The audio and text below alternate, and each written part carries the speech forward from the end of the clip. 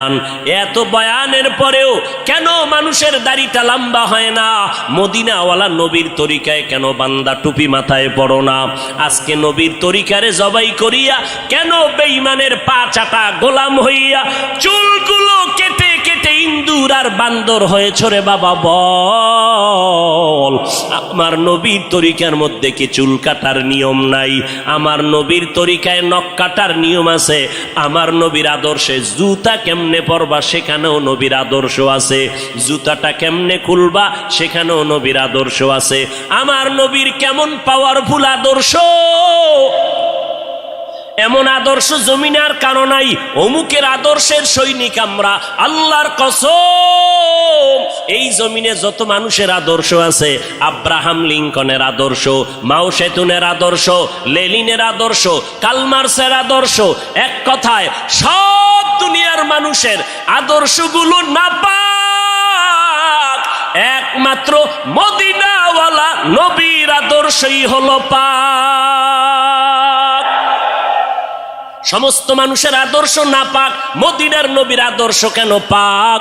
দুনিয়ার মানুষের আদর্শ নাপাক হওয়ার কারণ তার চোখ দুইটা নাপাক, তার হাতটা নাপাক, তার দেমাগ নাপাক। কারণ আমি নাপাক কেন? বক্তা হইয়া চেয়ারে বসে মজার মজার বয়ান দিলাম, কিন্তু এই এলাকার মানুষ জানে না আমার হাতটা কি পরিমাণ গুনার কাজ করেছে, আমার জবানটা কি পরিমাণ অপরাধ করলো, আমার চোখ দুইটা কি পরিমাণ অন্যায় করেছে। এই এলাকার মানুষ যদি জানতো, আমার চেয়ারে বসে বয়ান করার সুযোগ দিত না। আল্লাহ কয়, বান্দা আমি তোর সম্মানটারে নষ্ট করি নাই। কারণটা কি জানো? তুই বড় আলেম এই জন্য না, তোর বডির মধ্যে আছে পয়গম্বরের আদর্শ, আর তুই মুহাম্মদের উম্মত হওয়ার কারণে তোর ইজ্জত নষ্ট করি নাই। নষ্ট তো করি নাই, আমি আল্লাহ তোরে আবার ডাক দিলাম।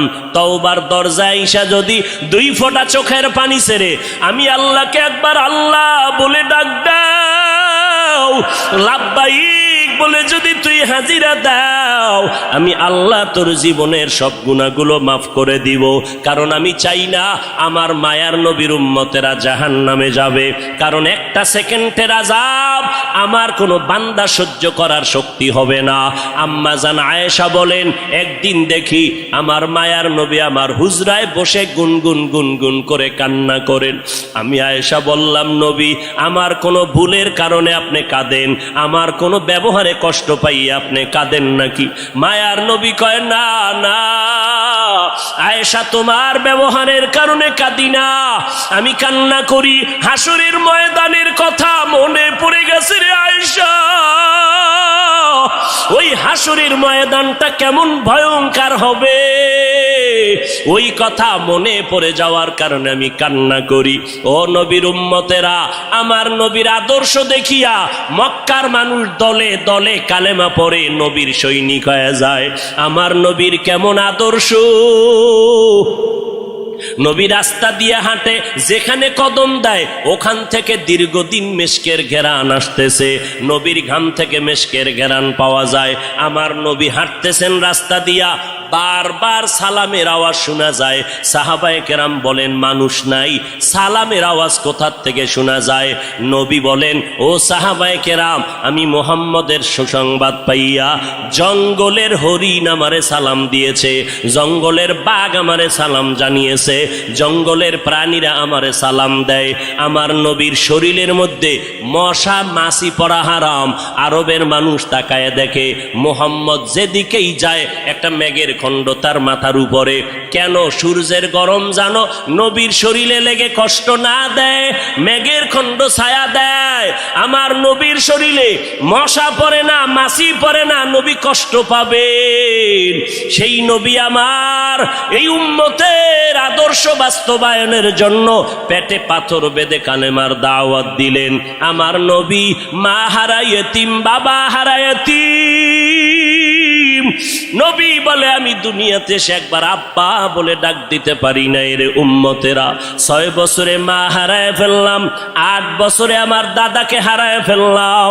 আমার আরবের মধ্যে কেউ না নাই, চারদিকে আমার দুশমন, আমি কালেমার দাওয়াত নিয়ে কোথায় যাব? আমি ঘরের মধ্যে বসে কাঁদতেছি। ওই সময় আমার এক আপন, আরবের মধ্যে আর আপন আমার কেউ ছিল না। দুইজন স্বামী বিদায়ের পরে একজন নারী 40 বছরের বিধবা নারী খাদিজা, আমি মোহাম্মদ 25 বছরে তাকে বিয়া করে নিলাম। আল্লাহর আদালতের অনুমতি নিয়ে বিয়া করে ফেললাম। ওই খাদিজা আমার কান্নার কারণ জিজ্ঞাসা করলেন, নবী কেন কান্না করেন? ও খাদিজা কান্দি কেন? আল্লাহ আমাকে কোরআনের আলো দান করেছেন, আমি এখন কালেমার দাওয়াত দিব, আমার এই দাওয়াতকে গ্রহণ করবে। আমার ঘরে বাইরে চতুর্পার্শ্বে দুশমন, আমি কার কাছে দাওয়াত নিয়ে যাব? আম্মা জান খাদিজা চিৎকার দিয়া বলে, নবী কোনো পেরেশান হবেন না, এই জমিনের মধ্যে কেউ যদি আপনার কালেমার দাওয়াত না নেয়, আমি খাদিজার হাতটা ধরিয়া আপনি আমাকে প্রথম দাওয়াতটা পড়াইয়া দেন, কালেমা পড়াইয়া দেন। এই জমিনে মরিয়াও যদি যায়, ইতিহাসের পাতায় থাকবে মুহাম্মদের হাতে প্রথম দাওয়াত গ্রহণকারিনী কোনো পুরুষ না, তিনি একজন মহিলা। কিয়ামতের ময়দানে মদিনার নবী বলেন, জান্নাতের 8টা দরজা যখন খুলিয়া 4 জন নারীকে ডাকবে, আসো, জান্নাতের দরজা খোলা হয়ে গেছে, আসো। 4 জন নারীকে ডাকবে, তোমাদের কোনো হিসাব নাই, তোমাদের কোনো কিতাব নাই, তোমাদের কোনো পেরেশানি নাই। জান্নাতের 8টা দরওয়াজা, সব দরজা দিয়া ডাকবে, আসো, জান্নাতের হুর তোমাদের জন্য অপেক্ষা করতেছে, জান্নাতের বিছানা তোমাদের জন্য রেডি। কেন তুমি সূর্যের গরম জানো না লাগে? কারণ সূর্যের গরম লাগলে মাথার মগজগুলো টাস টাস করে ফেটে যাবে, একটা সেকেন্ডের আযাব সইতে পারবা না। আসো, কোনো হিসাব নাই, জান্নাতের 8টা দরজা খোলা, কোন দরজা দিয়ে ঢুকবা? আসো। ও এলাকার মা বোনেরা, 4 জন নারীকে জান্নাতের 8টা দরজা ডাকবে, এর মধ্যে একজন নারী হবেন আমার নবীর কলিজার বিবি। 2 জন স্বামী বিদায়ের পরে বিধবা 40 বছরের নারী খাদিজা রাদিয়াল্লাহু তাআলা আনহা। ওই খাদিজা ডাক দিয়া কয়, ও নবী, আপনার হাতের কালেমার মুসলমান আমি একজন হয়ে গেলাম। নবী এবার কান্না বন্ধ করে বের হয়ে গেলেন।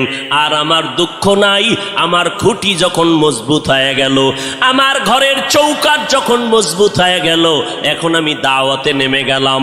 মায়ার নবী দৌড়াইয়া মানুষের দ্বারে দ্বারে গিয়া গোপনে গোপনে দাওয়াত দেয়।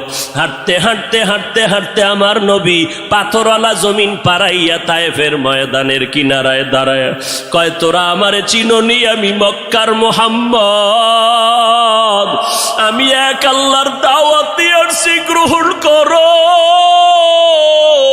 এই আসমানের মালিক আমার আল্লাহ, এই জমিনের মালিক আমার আল্লাহ, ওই একটা আল্লাহ, আর কোনো আল্লাহ নাই। ওই আসমানের মালিকের পক্ষ থেকে আসছি, কবুল করে নাও। তায়েফের বেঈমানেরা কয়, এটা তো সেই মুহাম্মদ মক্কার পাগল। বাচ্চাদের ডেকে বলে, পাথর মেরে মেরে মুহাম্মদের তাড়াইয়া দাও। যেই নবীর শরীরের মধ্যে মশামাছি পড়া হারাম, মেঘের খণ্ড ছায়া দেয়, আমার নবী যেন কষ্ট না পায়। ওই শরীরের মধ্যে কাফেরের গোলামেরা এমন বৃষ্টির মতো পাথর মারতেছে, পাথর পরে পরে নবীর শরীর থেকে রক্ত প্রবাহিত হইয়া জুতা আটকাইয়া গেল। মায়ার নবী কান্না করেন, আর কদম বাড়াইয়া বাড়াইয়া মক্কার দিকে রওনা হলেন।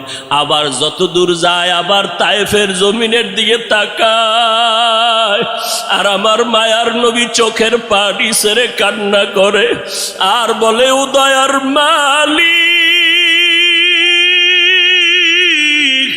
তুমি একটু এদের দিলে রহম দাও, আল্লাহ সাথে সাথে জিবরাইলের পাঠায় দিয়া কয়, জিবরাইল আমি আমার নবীর কান্না সইতে পারি না, যাও যাও। মুসা নবী আমার আশেক, ঈসা নবী আমার আশেক, ইব্রাহিম আমার আশেক, আর আমি আল্লাহ নিজে মুহাম্মদের আশেক। আমার নবীর কান্না সইতে পারি না, জলদি করে যাও রে জিবরাইল। নবীর অনুমতি নিয়া তায়েফের জমিন উল্টাইয়া তায়েফের মানুষগুলো ধ্বংস করে দাও। জিবরাইল আমিন আইসা আমার নবীরে যখন বললেন, নবী বলে, খবরদার ও ভাই জিবরাইল, এই তায়েফের মানুষগুলোকে তুমি মারবা না রে ভাই, কারণ আমি দুনিয়াতে আসছি রহমাতুল লিল আলামিন। আজকে ওরা আমাকে চিনে না, এই জন্য আমারে পাথর মেরে তাড়ায় দেয়। ওরা যদি জানতো আমি মুহাম্মদকে, ওরা তো জানেন আমি মুহাম্মদের বাবা নাই, ওরা জানে নাই আমি মুহাম্মদ বড় অসহায়। ওরা যদি জানতো আমারে মোহাব্বত করে ওরা আদর করত, পাথর মারতো না। ওরা চিনে না, এই জন্য আমাকে পাথর মেরে তাড়ায় দিতেছে। একদিন যদি কবুল করেন আমার আল্লাহ, ওদের দ্বারা কালেমার খেদমত হবে জমিনের ভিতরে, ওদেরকে মারা যাবে না। ও জিবরাইল এদের উপরে কোনো আঘাত করিও না। আমার মায়ার নবী রক্ত পড়ে জুতা আটকায় গেল। আম্মা জান আয়েশা রাদিয়াল্লাহু আনহা বলেন, ও মুসলমান নবীর আশিক, আমার নবী আদর্শ কায়েমের জন্য রক্ত ঝরাইলেন, পেটে পাথর বাঁধলেন। ও নবীর উম্মতের দল, আজকে সেই নবীরে গালি দেওয়া হয়, ওই নবীর অপরাধী বলা হয়। তুমি নবীর আশিক উম্মতেরা চুপ কেমনে থাকো রে বাবা? মুসলমান সন্তানেরা, যুবকেরা, আজকে নবীর আদর্শের টুপি লাগাইলাম, দাড়িটা লম্বা করলাম, লম্বা জামা পরলাম, কই আমাদের খানাও বন্ধ হয় নাই, আমাদের লেখাপড়া স্বাধীনতাও নষ্ট হয় নাই। তোমাকে কে ধোকা দিল? নবীর আদর্শ মানলে স্বাধীনতা থাকবে না। ও বাবা, তোমার আমার মতো হুজুর না, তোমার লাইনে নজর করে দেখো, তোমার মতো যুবক স্কুল কলেজে পড়ে এক বেলার নামাজও বাদ দেয় না, দাড়িওয়ালা নামাজি ডাক্তার প্রফেসর ইঞ্জিনিয়ারের অভাব নাই। বাবা বলো তুমি কেন পারবা না? ও আল্লাহর বান্দারা, তোমার আমার মতো যুবক তাকায়া দেখো, ড্রাইভারি করে নামাজ বাদ দেয় না, তুমি কেন পারবা না? তোমার আমার মতো কত ব্যবসায়ী জেনারেল লাইনে পড়েছে, এক টাকাও হারাম খায় না, এক বেলার নামাজও বাদ দেয় না, কোটি টাকার মালিক, ব্যবসা করে, অভাব নাই, তুমি কেন পারবা না? মনে মনে কি ভাবছো আলেমদের কথা মিথ্যা, আল্লাহর কোরআন মিথ্যা? না রে বাবা না। যদি কোরআন মিথ্যা হইতো, যদি জান্নাত মিথ্যা হইতো, জাহান্নামটা মিথ্যা হইতো। আবু বকরের মতো বান্দা জান্নাতের টিকিট পাইয়া ওই সারা রাত নামাজে দাঁড়াইয়া কাঁদতেন না। মায়ার নবী বলেন, ও আবু বকর কেন কাঁদেন? বলে, হাসরের ময়দানের ভয়ঙ্কর হালাতের কারণে আমি কান্না করতেছি। আম্মা জান আয়েশা বলেন, নবী যখন কান্না করেন, আমি বললাম নবী কাঁদেন কেন? নবী বলেন, হাসরের ময়দানের কঠিন হালাতের কথা মনে পড়ে গেল। কেমন কঠিন হালাত হবে নবী? আম্মা জানকে আল্লাহর নবী বলেন, আয়েশা, কিয়ামতের ময়দানে মানুষগুলো সব উলঙ্গ দাঁড়াবে। আল্লাহ পাক রব্বুল আলামিন ওই সিরিয়ার জমিনের মধ্যে বসে কাহরিয়াতের সাইনবোর্ড লাগায়া বলবেন, লিমানিল মুলকুল ইয়াউম। আল্লাহ পাকের কুদরতের আওয়াজটা যখন হবে, হাসরের ময়দানটা থরথর করে কেঁপে উঠবে। ওদিকে আল্লাহ বলবে, সূর্য তুই কই? নিচে নেমে আসো। আম্মা জান আয়েশাকে নবী বলেন, ও আয়েশা, ওই হাসরের ময়দানে সূর্যটা যখন নিচে নেমে আসবে, সূর্যের গরমে মাটির জমিনটা পুড়ে হবে তামা। ওই সময় এমন ভয়ঙ্কর অবস্থা, অপরদিকে জাহান্নামের আওয়াজ। জাহান্নাম বলবে, ও দয়ার মালিক, গুনাহগার গুলো আমার পেটের ভেতরে দাও, আমার পেটে ক্ষুধা লাগছে, তাড়াতাড়ি গুনাহগারগুলো দাও। আল্লাহর নবী বলে, আয়েশা, ওই হাসরের ময়দানে যেই নবীদের কোনো গুনাহ নাই, একজন নবীরও কোনো অপরাধ নাই, কিন্তু সেই নবীরা হাসরের ময়দানের ভয়ঙ্কর হালাত দেখিয়া উম্মতের ভুলে যাবে, নিজেদেরকে বাঁচানোর জন্য হাউমাউ করে কাঁদবেন আর নাফসি নাফসি নাফসি বলে কাঁদবেন। মূসা নবী উম্মতের ভুলিয়া নিজেকে বাঁচানোর কান্না করবেন, আদম নবী কান্না করবেন নাফসি বলে। আম্মা জান আয়েশা বলেন, নবী ওই হাসরের ময়দানে আপনি কি করবেন? মায়ার নবী কাঁদেন আর বলেন, আয়েশা, ওই কঠিন সময় আমি মাওলার কাছে সিজদায় পড়ে কাঁদবো। ওই সময় আমি আমার নিজের জন্য চিন্তা করব না, আমি কেঁদে কেঁদে বলবো, আমার উম্মতগুলো কই? ও আল্লাহ, আমার উম্মতের মালাটা গলায় লাগাও, মা বাবার দোয়া নিয়ে সামনে আগাও, কারণ মা বাবার চোখের পানি ছাড়া জমিনের মধ্যে আর কারো দোয়ায় আগানো যায় না। আজকে মা বাবার চোখের পানিতে চেয়ারে বসলাম, তুমি টাকা পয়সা বাড়ি গাড়ির মালিক, মা বাবার চোখের পানির কারণে পরীক্ষায় ভালো নাম্বার পেয়েছো মা বাবার দোয়ার কারণে। ওই মা বাবার দোয়া নিয়ে তওবা করো আর নবীর সুন্নতের মালা গলায় লাগাও, উলামায়ে আহলে হকের পরামর্শ নিয়ে আগাও, কারণ গুনাহগার হইয়া কবরে গেলে উপায় নাই। গুনাহগার হইয়া হাসরের ময়দানে দাঁড়াইলে উপায় নাই। ওসমান রাদিয়াল্লাহু তাআলা আনহু কবরের কিনারা দিয়া গেলে হাউমাউ করে কান্না করতেন। ওমরে ফারুক দরজা লাগায় কান্না করেন, কবরে কেমনে একা থাকবো, আমি গুনাহগার হয়ে যদি ধরা পড়ে যাই আল্লাহর কাছে আমার উপায় নাই। আবু বকর নামাজে দাঁড়ায় কাঁদেন, হাসরের ময়দানে যদি আল্লাহ আমার আমল পছন্দ না করেন, সাথে সাথে অর্ডার হয়ে যাবে, জাহান্নামের হ্যান্ডকাপ হাতের মধ্যে লাগায় দাও। ওই সময় জাহান্নামের আগুনের তাপে পেটের নারী ভুঁড়িগুলো পায়খানার রাস্তা দিয়া পড়তে থাকবে। ওই জাহান্নামের আযাব একটা সেকেন্ডের জন্য সহ্য করার ক্ষমতা কারো হবে না। এই রবিউল আউয়াল থেকে তওবা করো রে বাবা। ও যুবক, ও বৃদ্ধ বাবাজি, পর্দার আড়ালের আম্মা জানেরা, আল্লাহর দরবারে তওবা করেন। আজকে আমি বক্তা, আপনারা শ্রোতা, এই পরিচয় কিন্তু মরণকালে কোনোটাই থাকবে না রে বাবা। সাদা কাপুনের প্যাকেটটা যখন হয়ে যাবে, কে আলেম কে মূর্খ, কে ধনী কে গরিব, কে ছাত্র কে শিক্ষক, কোনো ভেদাভেদ থাকবে না। ওই সাদা কাপুনের প্যাকেট বানাইয়া অন্ধকার কবরে রেখে সবাই চলে যাবে। ওই কবরে তিনটা প্রশ্ন আমাকেও করা হবে, আপনাকেও করা হবে। জবাব যদি দিতে না পারি, মদিনার নবী বলেন, সাথে সাথে কবরের সাথে জাহান্নামের দরজা খুলে যাবে। ও আল্লাহর বান্দারা, আজকে দুনিয়াতে সূর্যের গরম সহ্য করতে পারি না, জাহান্নামের আগুন কেমন করে সহ্য করবা? আল্লাহর কাছে দিল খুলিয়া বলো, অন্তর দিয়া বলো, হে মালিক, এই ময়দানে আমার মতো গুনাহগার কেউ নাই। গুনার কারণে আমার হাত না পাক, চোখ না পাক, অন্তর না পাক। ও আল্লাহ, তুমি আমাকে মাফ করে দাও আল্লাহ। ও আল্লাহ, নবীর চিনতে পারি নাই, নবীর সুন্নতের মালা গলায় লাগাইতে পারি না রে আল্লাহ। মানুষ কত সম্মান করে, হুজুর বলিয়া সম্মান করে। কত বুড়া বুড়া মানুষ পানির বোতল নিয়ে এসে কয়, হুজুর পানিতে দম করেন, আমার ঘরে অসুস্থ রোগী পড়ে আছে। কত বিশ্বাস নিয়ে আসলো যে আমার পানি পড়ার কারণে অসুস্থ রোগীটা সুস্থ হয়ে যাবে। কিন্তু ওই লোকটা জানেন আমি কত বড় গুনাহগার। আমার গুনার খবর যদি জানতো, কেউ আমার কাছে এসে পানির জন্য দাঁড়ায় থাকতো না রে আল্লাহ।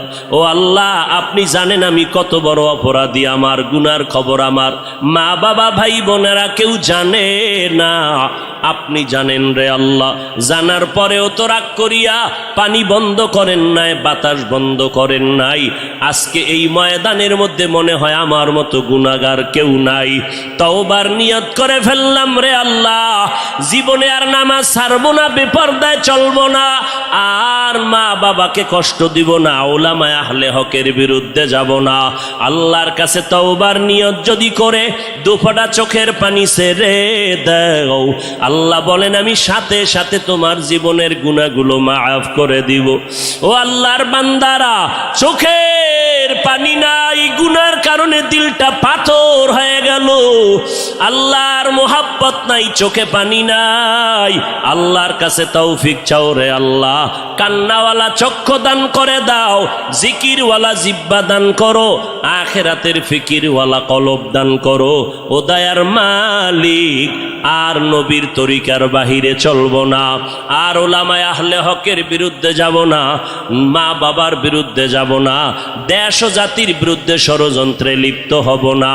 ও দয়ার মালিক, আপনি তো অন্তরের হালাত জানেন। এই ময়দানে সবার তওবা আপনি কবুল করে নেন। এই ময়দানে সব আপনার আশেকদেরকে দিনের খাদেম বানাইয়া তওবার উপরে মজবুত হইয়া মরণ পর্যন্ত নবীর তরিকা মেনে চলার তৌফিক দান করেন।